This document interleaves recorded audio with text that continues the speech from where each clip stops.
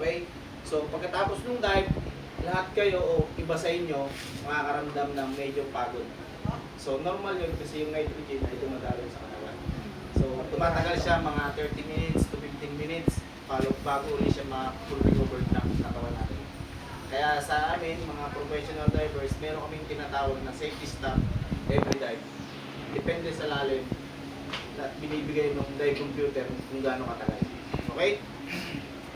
So, yung hangin nito, mas malinis kaysa sa normal air na ginagamit natin. Kasi ito, dumaan siya sa compressor. So, ibig sabihin, filterize siya. So, bago tayo mag-dive, ini-encourage namin lahat ng divers uminom muna ng maraming tubig kasi meron chance na madry yung lalamunan. Kasi yung hangin nito sa loob, malamig. So, pag hinigot niyan, madadry yung lalamunan. So, mahirapan kayo. Baka yung iba sa inyo mahirapan. Okay? So, ito naman yung tinatawag na regulator o yung octopus. So, ito yung gagamitin nyo kapag hihinga na kayo sa ilalim ng tubig. So, ang paghinga natin gamit ay bibig lang. So, inhale sa bibig, exhale din sa bibig. So, hindi kailangan sa ilong. Okay? So, ito yung first stage. Ito yung primary. Ito naman yung alternate air source. So, sa primary, pag ginamit nyo yan, kailangan kakagatin ng ipin nyo yung ito.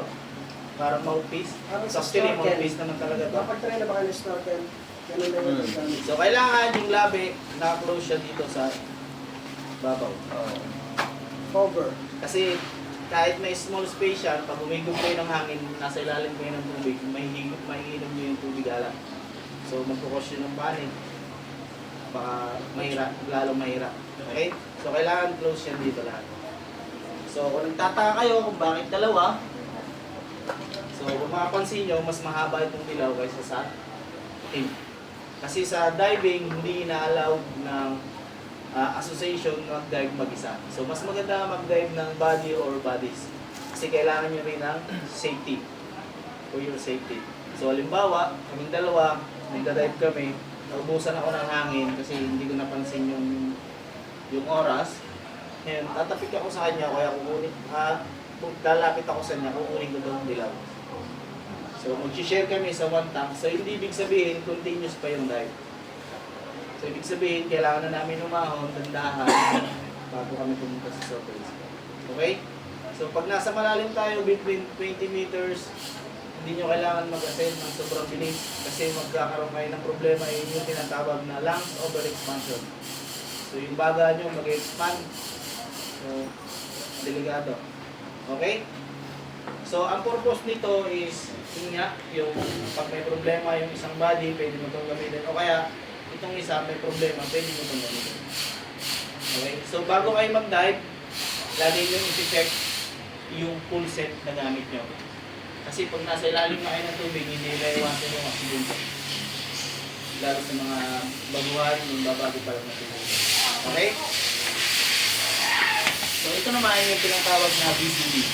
So, BCD, ibig sabihin, buoyancy controlling device. So, sa normal na snorkeling, ang ginagamit natin is life jacket. So, sa diving, ito. So, ito yung pinaka-parang life jacket niya. So, paano kayo mapunta sa surface, gamit ito. So, kailangan nyo lang gamitin inflator. Ito yung pinatawag na inflator. So, para lumutan kayo sa surface. So, once na baka may iba sa inyo gustong ma-enjoy yung pagdadive, kumuha ng license, pag mag-check kayo ng BCD, lagi nyo patutulugin ng ganyan. Okay? So, halimbawa, nasa surface na tayo, kailangan natin bumaba, ito yung gagamitin, deflator. Okay?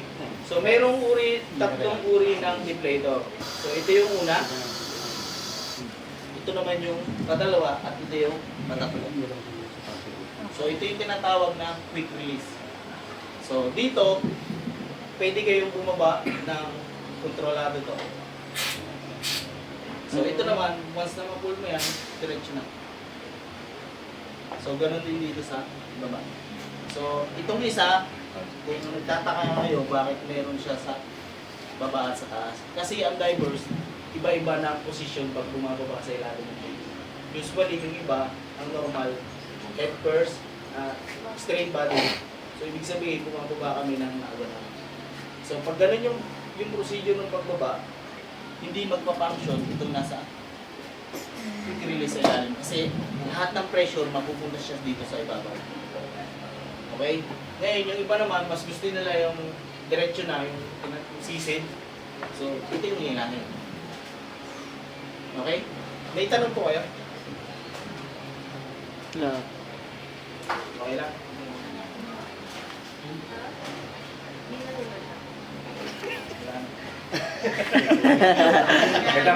Maganda. Nag-introduce na maraming na Mas malimit na aksidente ay sa surface, hindi sa ilalim. Uy, yung mouthpiece lang para mouthpiece ang susubo. Baka isubo mo yung So, paggamit ng mouthpiece na regulator, pag nilagay sa bibig, inhale, exhale. Inhale, exhale. Okay? So, halimbawa, nagdadive tayo, accidentally natanggal to sa ilalim ng tubig. So, ano yung gagawin nyo? So, lagi nyo lang tatandaan, sa diving, never ever hold your breathing. Number of rules. So, pag natanggal yan, magagawa lang kayo ng sound. Gamit yung bibig. Dandahan lang. Bago nyo ito ibalik.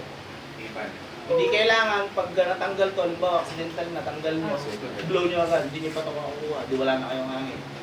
Di lunod. Yun yung magiging cost ng paglunod. So ngayon, pag natanggal yan, dahan-dahan lang. Blow. Tapos pagbalik, huwag nyo munang hihigupin.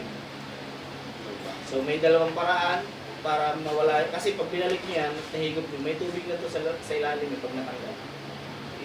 So pag naibalik sa bibig, blow. O mas madali, pagbalik, press nyo to.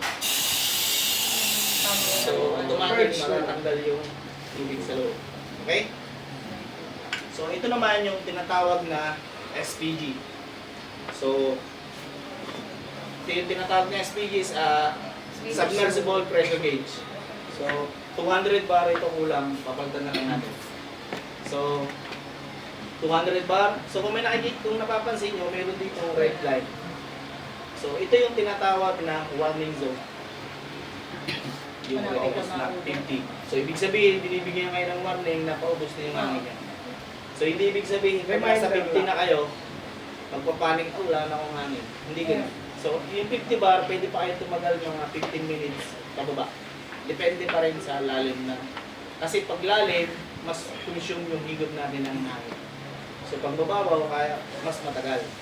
Kaya yung mga nagmamakro dive, tumatagal sila ng mga at least 2 hours, o 1.5 hours kasi shallow lang.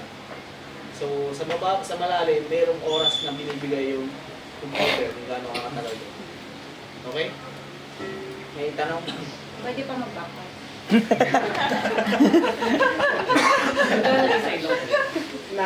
Na-divide ko yun sa'yo. Dito ka. Wala. bulas. Salamin mo. Pag nalunggo ka, talagang bulas. Bula agad.